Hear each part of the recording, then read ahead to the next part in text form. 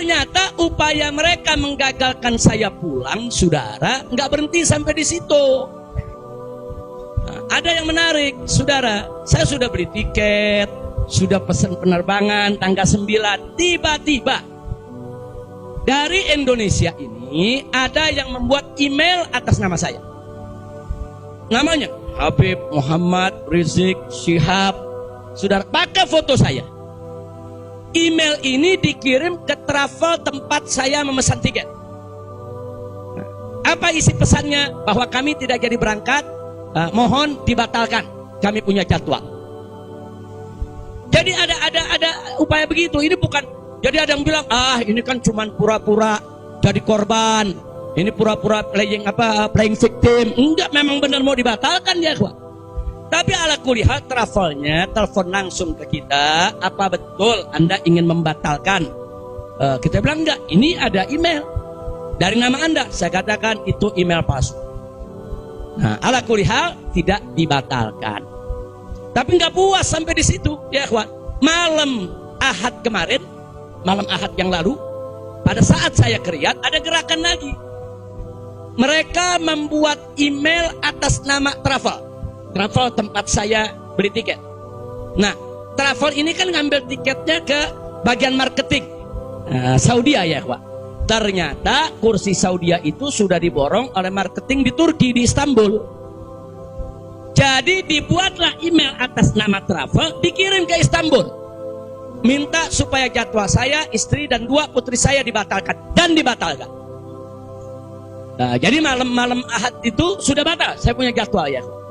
Tapi saya katakan kepada teman-teman pengurus FPI di Mekah, jangan diumumkan. Diam, kalau diumumkan ini nanti, kalau ini diumumkan ya ikhwan, padahal kita kan masih punya peluang untuk melawan itu. Kita masih punya peluang untuk memperbaharui. Kita masih punya peluang untuk beli tiket lain. Maka itu kita diam, tidak kita umumkan. Kalau yang pertama kita umumkan. Pembatalan yang pertama itu kita umumkan. Yang kedua tidak kita umumkan. Nah, tujuan saya kedua untuk tidak diumumkan apa? Supaya musuh-musuh, penjahat-penjahat, bajingan-bajingan yang membuat itu sudah merasa menang ya ikhwah. Nah, dia kan merasa menang, ketawa-ketawa, udah batal lo. Nah, besok kalau lo ke airport, begitu masuk ke counter, nama sudah tidak ada. Biarin aja dia senang ya ikhwan, nggak apa-apa, biar dia senang. Jadi sengaja kita biarkan. Nah, kemudian kita hubungi travel yang ada, kita minta untuk ganti kode booking. Nah, ada tambahan biaya, kita tambah biaya. Tetap kita minta tanggal itu untuk kita dapat kursi, dan kita dapat. Kita diam ya ikhwan. Kita nggak umumkan kalau kita punya tiket baru. Nah, ini kita tidak umumkan. Lancar semua.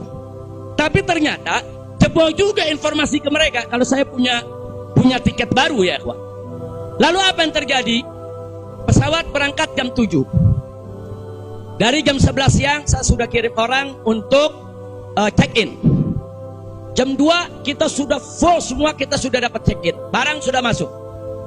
Tiba-tiba jam 4 sore di airport dapat panggilan, saya punya putri yang satu tiketnya batal. Ini permainan gila-gilaan ini ya, Pak. Nah, kita tanya, kita konfirmasi ini bagaimana bisa batal ini? Ya alasannya katanya ada ATM palsu lah. Ada orang mengaku bahwa ATM-nya dipakai lah, duitnya dicuri lah, dan lain sebagainya. Tapi tujuan dia, kalau saya punya putri itu batal, saya nggak bisa berangkat. Kenapa? Karena saya kafilnya. Nah, peraturan di Saudi nggak boleh kafil keluar. Saya ini kafilnya kalau anaknya tidak keluar. Kalau anak istri keluar, saya tidak keluar masih boleh. Tapi kalau saya keluar, sementara anak istri tidak keluar, nggak boleh. Itu peraturan di Saudi. Jadi sekarang dia batalkan satu supaya saya nggak ikut berangkat ya, kawan. Nah, jadi ini terjadi. Nah, jam 4 sore itu kita berkutat. Tapi alhamdulillah, saudara, otoritas Saudi bantu kita. Mereka juga terkaget-kaget. Oh, ini ada apa ini, kok pembatalan bisa begini? Mereka nggak pernah alami ini semua ya, kawan. Nah, akhirnya jam 5 sore semua bisa teratasi. Jam 6 sore kita sudah masuk ke ruang tunggu, dan jam 7 kita sudah bisa berangkat. Alhamdulillah. Nah, di sini yang saya ingin sampaikan ya, kawan. Kalau Allah sudah menentukan kita pulang, mau kekuatan apapun yang mencoba untuk menghalangi tidak akan pernah mampu untuk melawan kehendak Allah.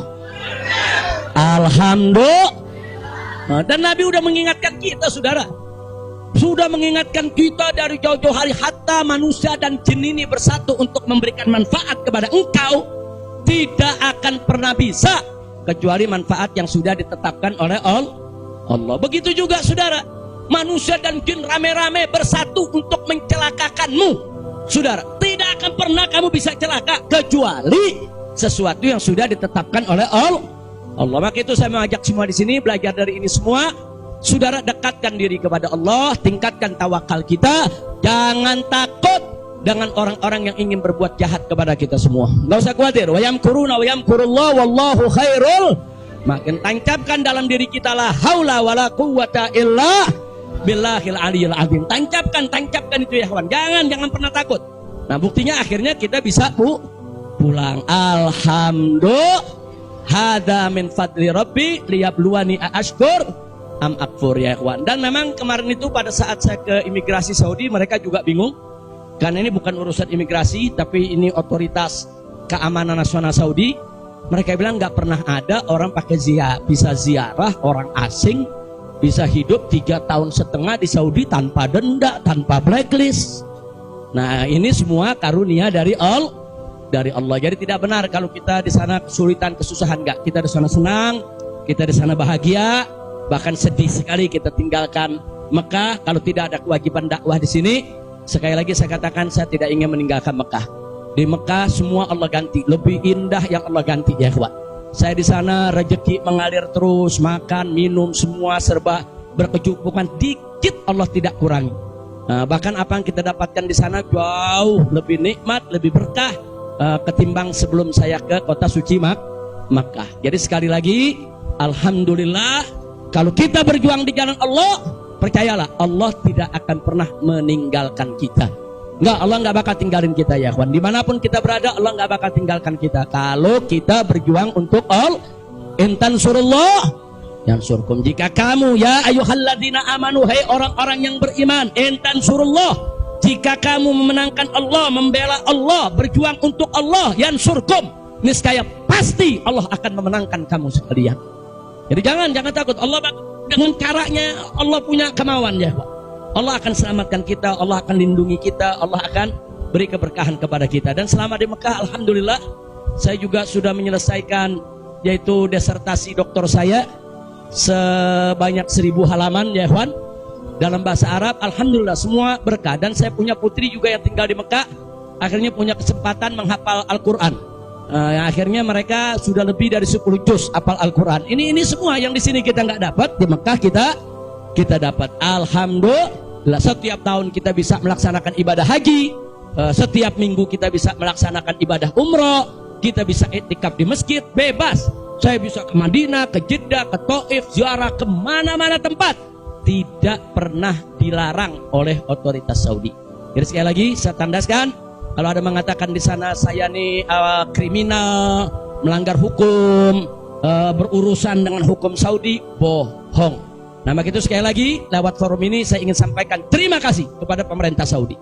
Saya sampaikan terima kasih kepada pemerintah Saudi dan apresiasi yang tinggi, di mana selama keberadaan saya 3,5 tahun di sana, mereka telah memperlakukan saya secara baik.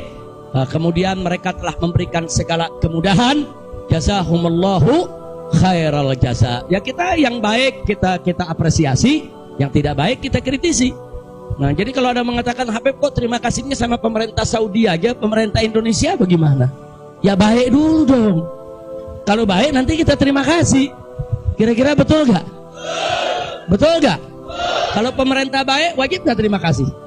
Wajib kita apresiasi. Kok Habib belum terima kasih? Ya belum baik. Tunggu baik dulu. Kalau baik kita terima kasih. Kayak kemarin Pak Mahfud mengumumkan yang mau jemput silakan. Nah, baik gak tuh? Kita terima kasih. Terima kasih Pak Mahfud. Umat akhirnya diizinkan untuk menjemput. Alhamdulillah. Tapi pada saat Pak Mahfud bilang Habib Rizik ini deportasi kriminal, itu baik apa enggak? Enggak terima kasih. Jadi kita objektif aja. Yang baik kita terima kasih, yang enggak baik kita luruskan. Insya Allah. Nah, ini yang saya mau sampaikan semua. Jadi tenang-tenang saja, biarkan nanti beri kesempatan saya supaya istirahat dulu. Ya ikhwan, insya Allah nanti kita dakwah lagi, kita keliling lagi, bikin pengajian lagi. Mudah-mudahan Allah subhanahu wa ta'ala memudahkan segala urusan kita.